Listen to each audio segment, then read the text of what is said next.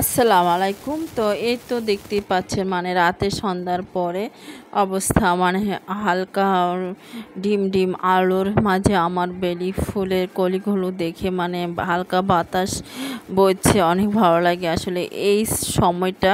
সন্ধ্যার পরের সময়টাও কিন্তু মানে বাহিরের দৃশ্যটা দেখতে অনেক ভালো লাগে।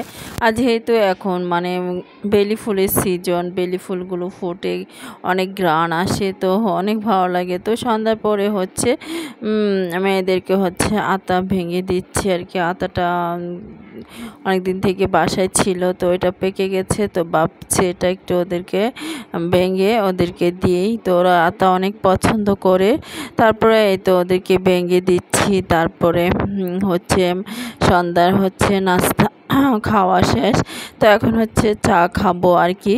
তো তার আগে হচ্ছে ওদেরকে আতা ফলটা ভেঙে দিচ্ছে। আসলে আতা ফলের গুণাগুণ অনেক বেশি, আর তবে আমি তেমন একটা পছন্দ করি না, জাস্ট আমার চাটাই বেশি পছন্দ। তো আল্লাহ